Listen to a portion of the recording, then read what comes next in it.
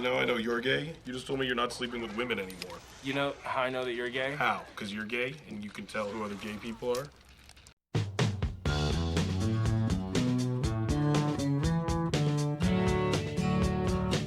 Yo, what is going on YouTube? It is your boy GZTV. We are back with another video, and we are here to review the 2005 American romantic comedy film directed by Judd Apatow, who is in his feature directorial debut. This is his first movie as a director, who produced the film with Clayton Townsend and Shauna Robertson. We have The 40-Year-Old Virgin, with the main star being Steve Carell. This movie's fucking amazing, and again, just kind of getting into the comedy realm more, and we're getting down to the classics. Like, this is a gem that just never gets old. These are movies that will never not be fucking good. Oh my god. Obviously, prior to me watching this all the way through for the first time, we all know Steve Carell is an absolute icon. He has been through in all sorts of different franchises, all sorts of different movies. You know, most legendary comedy films he has some sort of association with, whether it be this film, the Anchorman franchise, the Way Back. I mean, even other genre movies like the recent Asteroid City and the Despicable Me franchise. This guy's an absolute legend, and arguably this is his best role that he's had. And that's really fucking saying something, and I can champion. I'm a virgin myself. Just kidding. Or am I? Hey, Andy! Hey! We're gonna have to get you some punani. So getting into the premise, this movie follows Andy Stitzer, who's Steve Carell's character. He is a 40-year-old electronics store clerk who has never had sex before and is hence a virgin, which is why the movie is called The 40-Year-Old Virgin. And it's kind of funny, I was looking up the stats, and only 1.3% of men are virgins at 40 years old. It's kind of crazy. But he's your stereotypical geeky, introverted, shy, social outcast who lives alone and plays video games and collects action figures. He's pretty much the typical, living in your mom's basement type of person.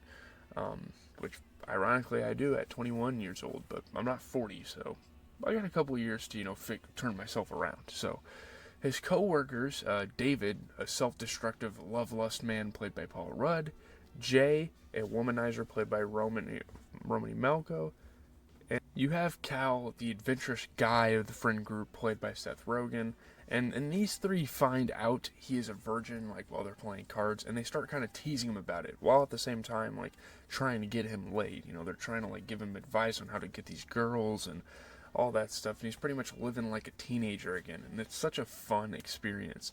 Andy goes through all sorts of dilemmas and trials and tribulations trying to have his first time, and what an adventure it is. It is so fun to go through with this. And usually movies like this tend to be super raunchy, but this movie does a good job at really just mixing in immature comedy, and it's so fucking funny. And he meets this girl, Trish, who, funny enough, works at a store that sells items on eBay, and he thinks it will work out. The question is, will it? You kind of have to find out for yourself. That's kind of where the movie is going. Will those two work out? And I think it reaches a pretty nice resolution, so that's the premise. Let's get into the good. And getting into the good, in terms of the comedy, there is not a moment in this movie when you're not laughing. This movie is hilarious. This is one of the funniest fucking movies I have ever seen. The wax scene, you had the speed dating, when Andy's getting driven home by this drunk girl. Every sequence, every scene has a sense of humor to it. And that's what you want out of comedy movies. And that was really director Judd Apatow's appeal for comedy in this era. Just non-stop laughs. This movie is just jam-packed with all sorts of sequences that are just hilarious. This shit is so funny. He has really made such an impact on the comedies that I watched growing up, whether it be his movies or other movies, such as Superbad. I need to review that on the channel sometime for sure. Step Brothers, all these classic comedies. And Judd was a standout director in that era, and the way he creates these characters and brings them to life is amazing. The directing of this film was awesome. And yeah, that 2000s era of comedy, this really brought that to life. This really revolutionized things. This movie was super important for comedic cinema. Like I said in the intro, out of all of the Steve Carells I've witnessed on the big screen, this may be my favorite. I think he is great here. This is a great role for him. You wrote Ho for show. Yeah, I remember that girl. She was a hoe. For show. Also, the concept is fucking hilarious. Who could go wrong with a concept like that? It's obviously not funny to make fun of certain people, but when a story is told in such a comedic, lighthearted manner, you can't help but to laugh at a guy that never drove a car 40 years into his life, or cherishes action figures, or In more video games than a teenaged Asian kid. So this is just classic, not afraid to go too far comedy that we will never get back again. So we kind of have to like reminisce on movies like this and go back and continue to watch these over and over and over again. It's great.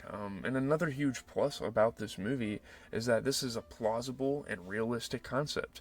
And when you are able to create a comedy that doesn't stretch the truth like most of them do, you deserve to be applauded. They don't use like plot convenience. They don't use stupid shit throughout the movie. This is perfectly plausible. This happens to some people. Some people don't, find a connection with love until later on in their life. This is Apatow's debut. And like, are you kidding me? This may be the greatest directorial debut I've ever seen. I mean, this movie's phenomenal. This is his first fucking movie? Like, are you kidding me? Judd Apatow is bound to be a legend with a debut like this. And there's so many messages, lessons, themes in this movie woven in that you almost miss it due to the amount of comedy. It's a really thought out movie. It's something that's on the surface level seems like your average raunchy 2000s comedy film, but there's a lot to learn about this. There's a lot of, heartwarming moments, all that stuff. I think, again, Judd Apatow is great. He does great with this.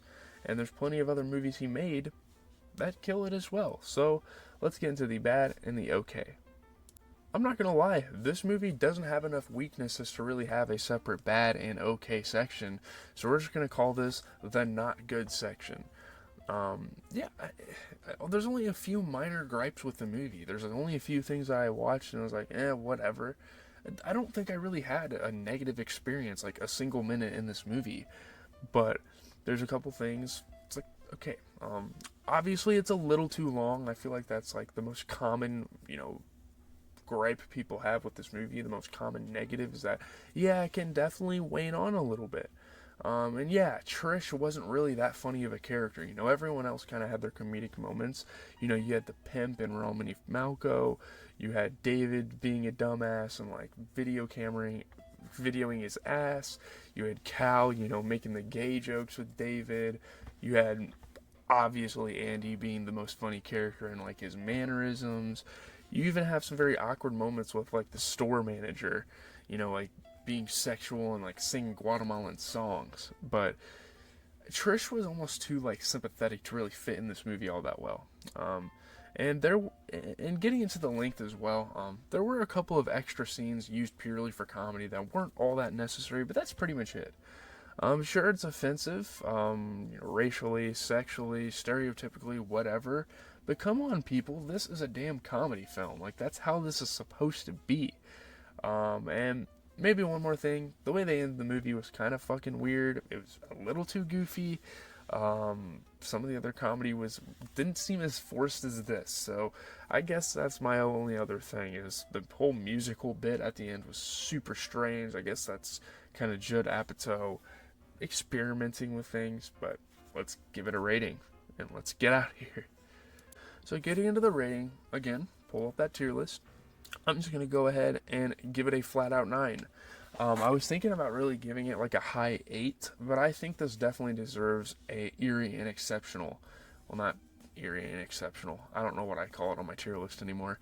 I don't have the names matched up, but you really feel for this character that Steve Carell plays, as everything that can go wrong goes wrong. And interesting enough, I think that is something that most great comedy movies have in common. You kind of put a character through the worst possible situations and see how they pick up the pieces. It makes for a great experience on the big screen. I absolutely love this movie, and I would watch this movie over and over again. Once you get into the 9 out of 10s categories, that's where you're like, okay, I can watch this movie for fucking eternity. I think the same of Planes, Trains, and Automobiles, and I feel like in a sense these two classic comedy movies we've recently reviewed on the channel kind of have something in common in that aspect. It's like the two protagonists are thrown through the worst fucking situations you could think of for their lives, and it's awesome to see them like get out of it and like be funny while they're doing it. And Yeah, this movie's great. Obviously, tomorrow we're going to be watching There's Something About Mary. That movie should be awesome. I'm going to watch it after work tonight. I don't think I've seen that. Most of these I've seen before. I just haven't had a chance to fully dissect it and talk about it on a YouTube channel. So that's going to do it. Leave a like, comment, and subscribe. As always, it is your boy GZTV. We're going to be watching Saw X this weekend. And once the Saw X review comes out, I will reveal kind of the schedule for next week's videos. But we're going to continue with the 2K series we've been doing. All sorts of different stuff. Eminem is dropping an album this Friday. It's going to be great. There's going to be all sorts of different content for the weekend. College football's coming out next week, so might do a little opener video. I'll see. I'll have to map out my content from there. So, peace out, guys.